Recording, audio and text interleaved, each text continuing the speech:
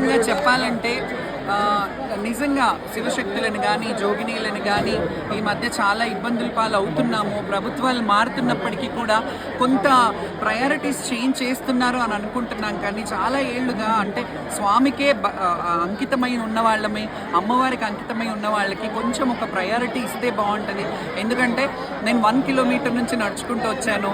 Election code నా ఒక్కదానికే అమలైంది అనుకుంటా, నాకు తెలియదు. ఎందుకంటే లోపల జనం చాలా తక్కువ ఉన్నారు. ఈరోజు ఎలక్షన్స్ అయినప్పటికీ కూడా చాలా మీ అందరికీ కూడా తెలిసి ఎవ్రీ ఇయర్ కళ్యాణం లాగా ఇప్పుడు జనం లేరు. కానీ పోలీసుల అత్యుత్సాహము, ఓవర్ యాక్షన్ అని చెప్పాలి ఇది. ఎందుకంటే 1 కిలోమీటర్లో ఆపడం ఏంటంటే లోపలంతా ఖాళీగా ఉంది. అట్లీస్ట్ నేను తలంబ్రాలు ఇచ్చేస్తానండి కళ్యాణం అయిపోతుందంటే కూడా ఆపితే 1.5 కిలోమీటర్ నుంచి నడుచుకుంటూ వచ్చాను. దిస్ ఈజ్ ట్రూలీ కొంతమందిని మీరు గ్రహించాలి. సీనియర్లు జూనియర్లు అనేది ఉంటుంది, అందరినీ వదలమని అనట్లేదు. కానీ మేము కూడా రాను